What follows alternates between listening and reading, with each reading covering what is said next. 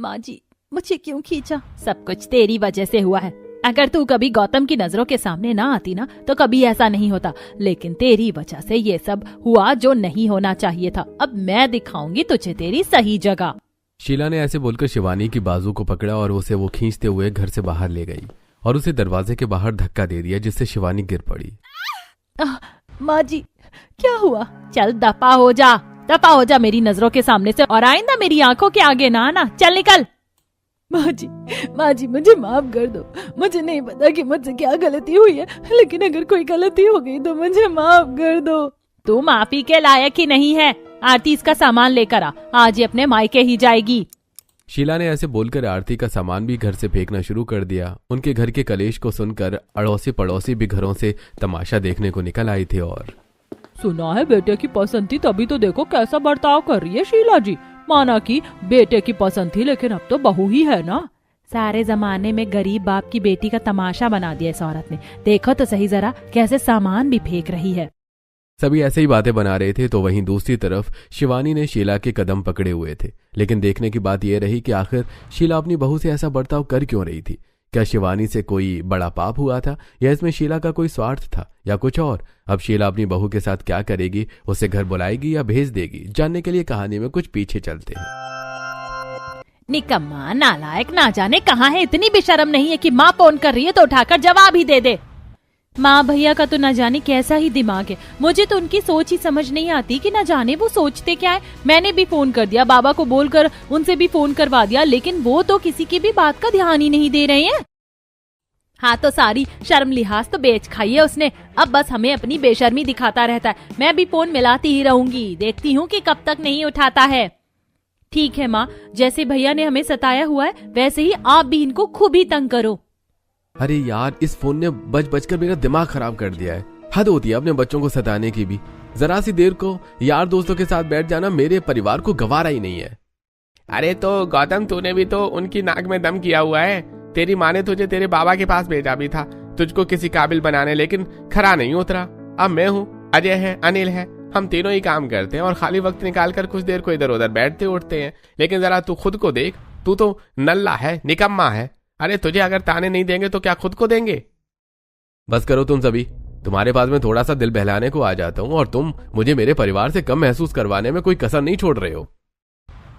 अरे भाई हाँ, तो कोई काम करने लग। अब तेरी भी उम्र है कि तू काम करे और फिर शादी करके अपना घर बसाए। हाँ बस बहुत देर बैठ गया मैं तुम लोगों के साथ और तुमने मुझे बैठा दिया। अब मैं जा रहा हूँ।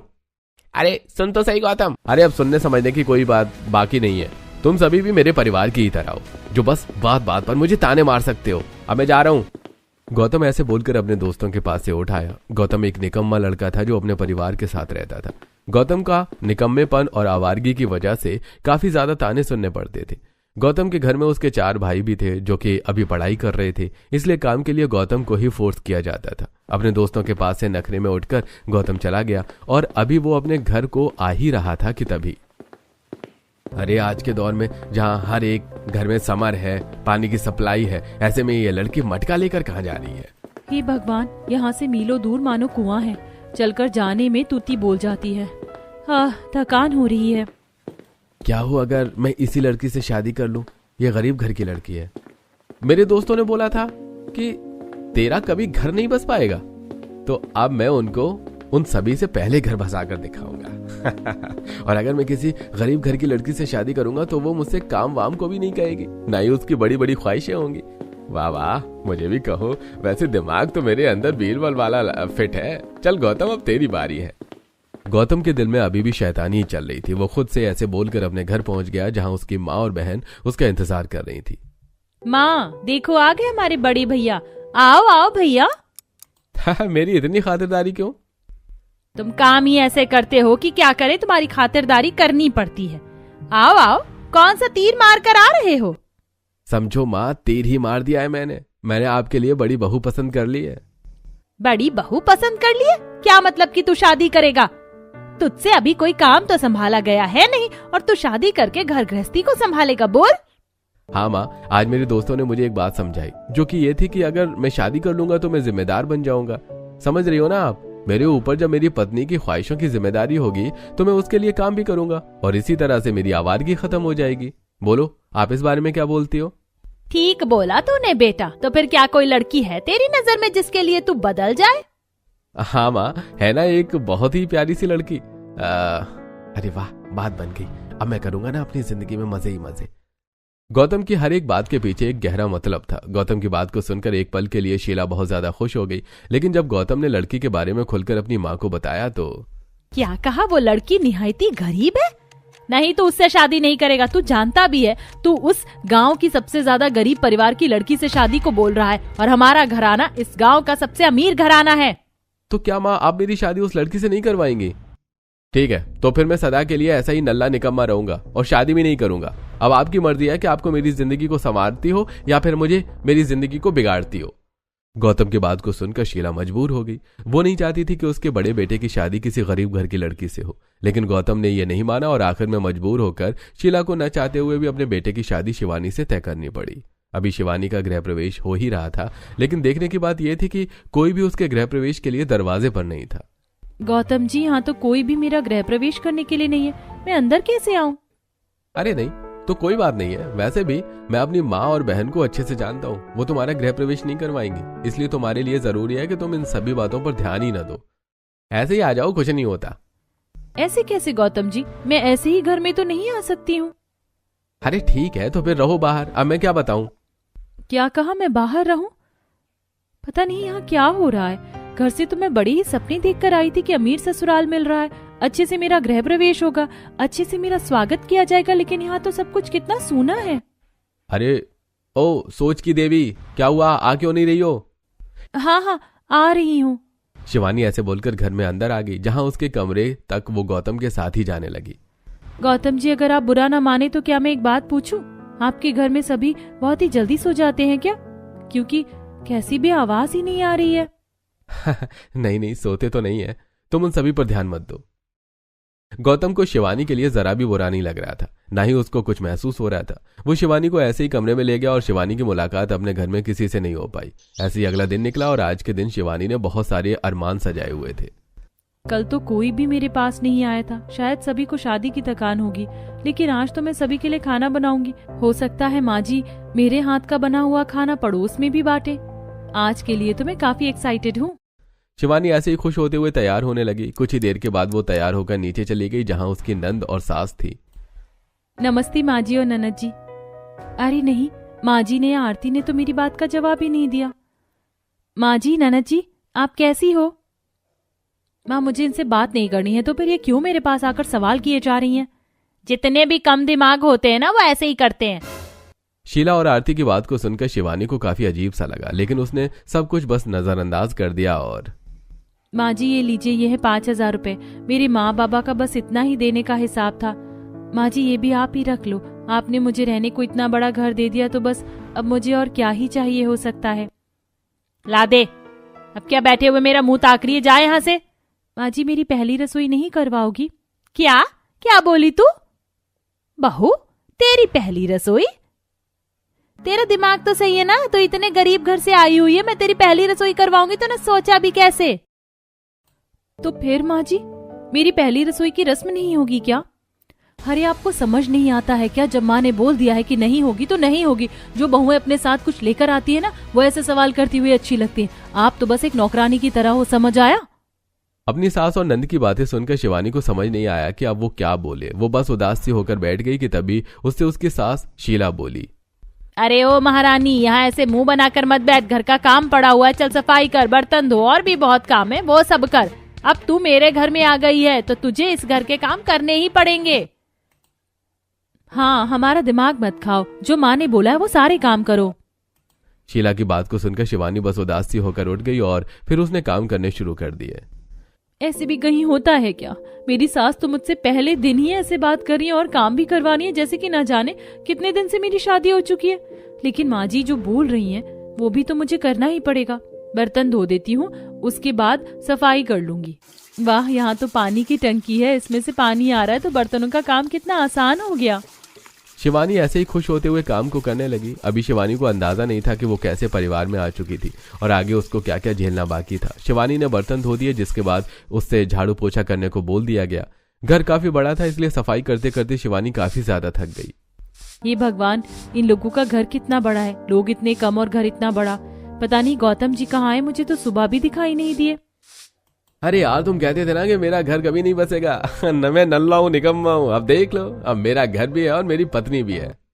अरे हाँ, लेकिन सोचने वाली बात यह है कि कौन सा बाप तुझे अपनी बेटी देने को राजी हो गया। मैं तुझसे ज्यादा भरोसे के लायक हूँ, और अब जानते हो मैं अपनी पत्नी के लिए कमाने को स्विट्जरलैंड जा रहा हूँ। अरे बस रहने दे, हम तेरे बारे में कुछ अच्छे से जानते हैं कि तू स्विट्जरलैंड क्यों जा रहा होगा। तुझे तेरे बाबा के साथ काम करने को नहीं है जो तू इतनी दूर जा रहा है।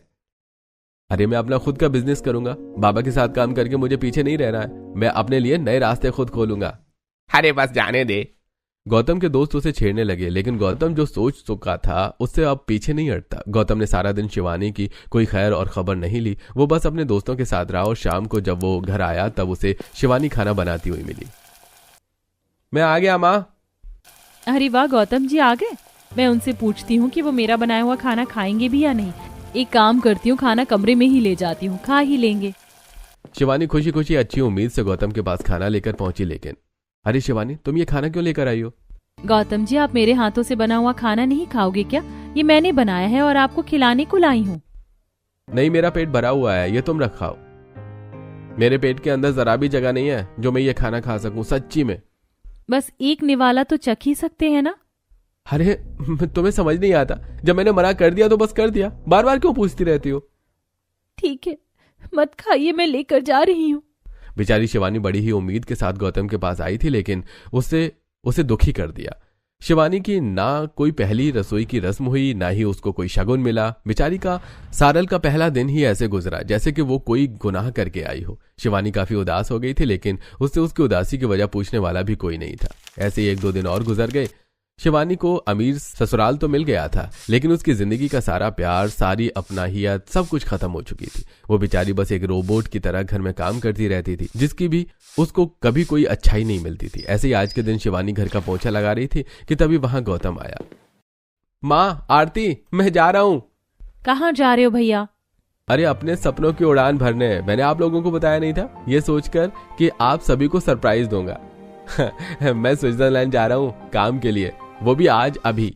स्विट्जरलैंड? वो भी अभी? लेकिन क्यों जा रहा है तू स्विट्जरलैंड? तेरा कौन सा बिजनेस है वहां, बोल। माँ, आपको तो खुश होना चाहिए, आप तो मेरे ऊपर चढ़ाई कर रही हो। चढ़ाई ना करूँ तो क्या करूँ? तुझे तो मैं अच्छे से जानती हूँ कि तू स्विट्जरलैंड जाकर भी कोई काम नहीं करेगा। अरे माँ, मैं अच्छे से जानता हूँ कि आप अभी भी मुझे नल्ला निकम्मा ही समझती हो, लेकिन मैं वहां जाकर सच्ची में मेहनत ही करूंगा। तूने फ्लाइट भी बुक कर दी है और होटल भी बुक कर लिया है। हाँ माँ, सब कुछ कर चुका हूँ। अब तो मुझे कोई तूफान भी नहीं रोक सकता है। ठीक है, जब तू किसी तूफान से नहीं रुकेगा तो हम फिर क्या चीज हैं? चला जा। शीला को बहुत ज्यादा गुस्सा आ रहा था, लेकिन फिर भी शीला ने गौतम को जाने की इजाजत दे दी। वहीं दूसरी तरफ शिवानी कमरे में आई। गौतम जी, अभी तो हमारी शादी ही हुई है और आप इतनी दूर जा रहे हो। एक बार कम से कम मेरे बारे में ही सोच लेते। क्या सोचता? कमाने को ही तो जा रहा हूँ। तो क्या मैं आपके लिए जरा बेमायने नहीं रखती हूँ? बोलिए, कम से कम मुझे एक बार बताया तो होता कि मैं वहां जा रहा हूँ। हाँ, नहीं बताया, मेरी मर्जी। अब क्या, मैं हर काम ही बता कर करूंगा? मेरा पीछा छोड़ो, मेरी फ्लाइट है, मुझे देर हो जाएगी, मुझे जाने दो। गौतम ऐसे बोलकर अपना लगेज लेकर जाने को निकल गया। शिवानी की आंखों में आंसू आ गए थे और शीला के दिमाग को गुस्सा चढ़ रहा था। हे भगवान, ये कैसा ससुराल मिला है मुझे, जहाँ मुझे कुछ समझा ही नहीं जाता। अरे यहाँ आहा माँ जी, मुझे क्यों खींचा? सब कुछ तेरी वजह से ही हुआ। अगर तू कभी गौतम की नजरों के सामने ना आती ना तो कभी ऐसा नहीं होता, लेकिन तेरी वजह से ये सब हुआ जो नहीं होना चाहिए था। अब मैं दिखाऊंगी तुझे तेरी सही जगह। शीला ने ऐसे बोलकर शिवानी की बाजू को पकड़ा और उसे वो खींचते हुए घर से बाहर ले आई और उसे दरवाजे के बाहर धक्का दे दिया, जिससे शिवानी गिर पड़ी। आह माँ जी, क्या हुआ? चल दफा हो जा मेरी नजरों के सामने से, और आइंदा मेरी आंखों के आगे ना आना। चल निकल। माँ जी मुझे माफ कर दो, मुझे नहीं पता मुझसे क्या गलती हुई, लेकिन अगर कोई गलती हो गई है तो मुझे माफ कर दो। तू माफी के लायक ही नहीं है। आरती, इसका सामान लेकर आ, आज ये अपने मायके ही जाएगी। शीला ने ऐसे बोलकर आरती का सामान भी घर से फेंकना शुरू कर दिया। उनके घर की कलेश को सुनकर पड़ोसी भी घरों से तमाशा देखने को निकल आए थे। और सुना है बेटे की पसंद थी, तभी तो देखो कैसा बर्ताव कर रही है शीला जी। माना कि बेटे की पसंद थी, लेकिन अब तो बहू ही है ना। सारे जमाने में गरीब बाप की बेटी का तमाशा बना दिया इस औरत ने। देखो तो सही जरा कैसे सामान भी फेंक रही है। सभी ऐसी ही बातें बना रहे थे। वहीं दूसरी तरफ शिवानी ने शीला के कदम पकड़े हुए थे। माँ जी मेरी क्या गलती है, मुझे घर से मत निकालो ना, वादा करती हूँ घर के सारे काम करूंगी, कभी कुछ मांगूंगी भी नहीं, बस मुझे मत निकालो ना। मेरा बेटा चला गया इसीलिए तुझे निकाल रही थी, लेकिन फिर मैं अपने बेटे को क्या जवाब दूंगी, इसीलिए अंदर ही आ जा। लेकिन जैसे बोला है ना तूने वैसे ही रहना, मेरे घर को हमेशा अपने मालिकों का घर समझना। इसको अगर तूने भूल से भी अपना घर समझने की भूल की ना, तब मैं तुझे बताऊंगी। शीला की बातों पर बस शिवानी ने गर्दन हिलाती रही और वो घर में अंदर आ गई। अब शिवानी के लिए शीला का घर और भी पराया हो गया था। एक तरफ शीला को अपने एक बेटे की पसंद हजम नहीं हो रही थी, तो वहीं बाहर उसके चारों बेटे शादी कर चुके थे। रानी, अब तो मेरी पत्नी बन चुकी हो। सच में हम भाइयों को तो यकीन ही नहीं होता जब हम सोचते हैं कि तुम हमें मिल गई हो। सही कहा भैया, तुम चारों बहनों से हमें कब प्यार हुआ और कब शादी होगी पता ही नहीं चला। वो सब तो ठीक है, हमने शादी तो कर ली, लेकिन क्या आपकी माँ हम बहनों को अपना लेंगी? उन्हें हमसे कोई परेशानी, कोई दिक्कत तो नहीं होगी ना? नहीं, कोई दिक्कत नहीं होगी, क्योंकि हमारे भैया ने भी अपनी पसंद से ही शादी की है। और अगर भैया अपनी पसंद से शादी कर सकते हैं और माँ भी उन्हें अपना सकती है, तो फिर हमें क्यों नहीं? सही कहा। तो अब क्या हम अपने ससुराल को चलें? अरे बिल्कुल, वहां तुम अपनी भाभी और नंद से भी मिल लेना। ऐसे बोलकर चारों भाई अपनी अपनी पत्नियों को अपने घर ले आए। शीला को जरा भी अंदाजा नहीं था कि उसके बाकी बेटे इस तरह से शादी करके घर पहुंचेंगे। जैसे उसने दरवाजा खोला तो वो हैरान हो गई। अरे मुकुल, सौरभ, नितेश और निखिल, तुम चारों लड़कियों के साथ क्या हो रहा है यहाँ? माँ बस ये लड़कियां नहीं है, आपकी बहू हैं। बहुएं हैं? तुम्हारा दिमाग तो सही है, तुम शादी करके घर आए हो? हाँ माँ, हमें ये लड़के यूनिवर्सिटी जाते ही पसंद आ गई थी, इसलिए हमने इनसे शादी कर ली। आप भैया की पसंद पर भी तो राजी ही थी, तो इन्हें भी अपनी बहू मान लो। ऐसे कैसे मैं इनको अपनी बहुएं मान लूं? वैसे लड़कियां देखने से तो सही घराने की लगती हैं। ठीक है, वैसे अब जब तुमने शादी कर ही ली है तो मुझे इनको अपनी बहुएं मानना ही पड़ेगा। शीला ने लालच में उन चारों को अपने घर में बुला लिया। वो समझ गई थी कि वो चारों अमीर बाप की बेटियां हैं। शीला की बात को सुनकर तानी, मेघा, यामिनी और अक्षरा चारों घर में ही आ गई। जहां शिवानी, अरे ओ शिवानी, तू बहरी है क्या? हाँ माँ जी बोलो, आप स्टोर रूम को धोने को बोल रही थी ना, तो मैं बस वही थी। बताइए कि क्या बात है? दिखता नहीं है कि तेरी देवरानियां आई हैं, चल इनके लिए कुछ खाने को बना। ठीक है माँ जी। अरे रहने दीजिए, आपके कपड़े सारे धूल में हो रहे हैं, आप सफाई ही कर लो। नहीं, मैं बना दूंगी, कपड़े बदल कर बना दूंगी। शिवानी घबरा रही थी। उसका बर्ताव देखकर चारों देवरानियों को अजीब लगा, लेकिन उन्होंने उसे नजरअंदाज किया। शिवानी ने सफाई को बीच में रोककर ही उनके लिए नाश्ते का इंतजाम किया और फिर उनसे सफाई की। ऐसे ही शिवानी की देवरानियों को अब घर में आए हुए एक हफ्ता बीत चुका था। वो चारों ही चंट चालाक थी। न उन्होंने शीला को कोई पैसे दिए और न ही शीला उनसे घर का कोई काम करवाती थी। बेचारी शिवानी ही कोलू के बैल की तरह काम में लगी रहती थी, जिसकी वजह से चारों को उसके लिए बुरा भी लगता था। नमक है या जहर? दोबारा से खाना बना, सारा मुंह खराब कर दिया। माँ जी नमक कुछ ज्यादा तेज हो गया क्या? मैं इसे हल्का करने का कोई जुगाड़ देख लेती हूँ। नमक हल्का नहीं होता, मुझे मत सिखा, जा जाकर खाना बना। माँ जी अपनी बहुओं से ऐसे कौन करता है? अगर नमक तेज हो गया है तो कुछ और मंगवा कर खा लो। तुम मुझे मत सिखाओ कि मुझे क्या करना है, मैं जानती हूँ कि मुझे क्या करना है, समझ आया? शिवानी की हड्डियां निकल आई थी, लेकिन फिर भी शीला उसे तंग करने का एक मौका नहीं जाने देती थी। ऐसी उसने आज भी उससे खाना बनवाया। ऐसी सिलसिला जारी था और आज के दिन शिवानी सब्जी लेने बाजार आई हुई थी। पीछे से उसकी देवरानियां भी काम से आ गई थीं। और अरे सोना मोना, तुम कैसी हो? अरे देखो तो कौन आया। शिवानी, शिवानी तेरी शादी तो सुना है कि बड़े अमीर घर में हुई है, तो कहाँ कहाँ गई तू? हालत तो देख, लगता है कि कहीं गई होगी। सोना और मोना ऐसे ही शिवानी को चढ़ाने लगी। शिवानी कुछ नहीं बोल पा रही थी कि तभी हाँ, नहीं गई हमारी जेठानी जी, क्योंकि इनकी तबीयत सही नहीं थी, लेकिन अब जाएंगी, वो भी स्विट्जरलैंड। हाँ, अपने फोन का नेट तो खुला रखना तुम, क्या है ना कि स्टेटस तुम तक आ जाना चाहिए। चलो भाभी। चारों देवरानियां ऐसे बोलकर शिवानी को अपने साथ ले आई। और तुमने ऐसे क्यों बोला कि मैं स्विट्जरलैंड जाऊंगी? क्योंकि हमें पता चला है कि आपके पति वहीं हैं और माँ जी भी आपसे अच्छा बर्ताव नहीं करती, इसीलिए हम आपको घुमाने लेकर जाएंगे। तैयार रहना और माँ जी को मत बताना, जाते वक्त हम उन्हें खुद संभाल लेंगे। चारों देवरानियों ने शिवानी को स्विट्जरलैंड घुमाने का पक्का मन बना लिया था। बस फिर क्या था, उनके पास पैसे की कमी नहीं थी। उसी दिन उन्होंने 3 दिन बाद की फ्लाइट बुक की और 3 दिनों के बाद ही वो स्विट्जरलैंड जाने को निकलने लगी कि तभी 1 मिनट, कहाँ जा रही हो? ये बैग और सब कुछ खैरियत तो है? हम स्विट्जरलैंड जा रहे हैं घूमने के लिए। क्या? क्या? माँ जी ऐसे एक्टिंग मत करो जैसे कोई टीवी सीरियल चल रहा हो। हम जा रहे हैं, बाय। चारों देवरानियों ने शीतल को कुछ भी बोलने का मौका नहीं दिया और वो चारों ही एयरपोर्ट पहुंच गई। और कुछ ही घंटों के बाद वो स्विट्जरलैंड भी आ गई, जहां उन्होंने कुछ देर आराम किया और फिर उन्होंने घूमने का मन बनाया। मुझे तो यकीन ही नहीं हो रहा कि मैं सच्ची में स्विट्जरलैंड में हूँ। ये पहनो भाभी, अभी तो घूमना बाकी है। नहीं नहीं, इतनी छोटी सी ड्रेस मैं नहीं पहनूंगी। अरे लो भाभी, ये इंडिया नहीं है, यहाँ सभी ऐसे ही कपड़े पहनते हैं और सभी को यही पसंद भी है। पहन लो, आज हम गर्म जगहों पर घूमेंगे और कल को हम जाएंगे बर्फीली जगह में। अब पहनो। तानी की बात को सुनकर शिवानी ने शॉर्ट ड्रेस पहन ली, जिसमें वो बहुत अच्छी लग रही थी। और फिर उन्होंने स्विट्जरलैंड घूमना शुरू किया। सबसे पहले वो एक फूलों वाले गार्डन में गई, जहां उन्होंने बहुत फोटोज लिए। माँ देख रही हो कैसे छोटे कपड़ों में एंजॉय हो रहा है? हाँ, सब कुछ दिखाई दे रहा है मुझे। आने दे इन्हें, तो इनसे तो मैं एक एक चीज का हिसाब लूंगी। एक तरफ आरती और शीला जल रही थी, तो वहीं दूसरी तरफ पांचों देवरानी जेठानी मजे कर रही थी। फ्लावर गार्डन में जाने के बाद वो स्विट्जरलैंड के मशहूर रेस्टोरेंट गई, जहां से उन्होंने खाना खाया। भाभी आप कुछ लो या ना लो, लेकिन यहाँ की कॉफी जरूर लेना। सच्ची में ऐसी होती है ना कि जन्नत भी फेल है। ठीक है, अगर ऐसा है तो मैं कॉफी जरूर लूंगी।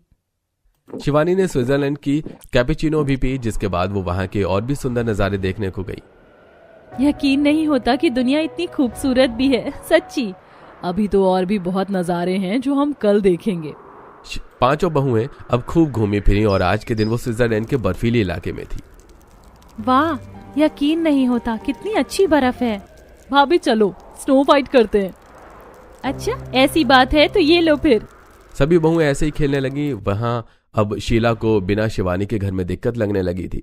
ऐसी बहुओं ने स्विट्जरलैंड में 2-4 दिन एंजॉय किए और आज वो सभी गौतम के होटल में पहुंच गई, जहां शिवानी की हालत खराब देखकर गौतम हैरान हो गया। अरे शिवानी, तुम्हें क्या हो गया है? तुम इतनी कमजोर कैसे हो गई? आपने ही हमारी भाभी का ख्याल नहीं रखा। महीनों गुजर गए, आपने कभी इनसे फोन पर बात की या कभी इनके लिए यहाँ से कुछ भेजा? आप जानते थे कि आपकी माँ को भाभी पसंद नहीं है, लेकिन फिर भी आपने इनकी तरफ को कोई फिक्र नहीं दिखाई। ये तो अच्छी बात नहीं है ना जेठ जी?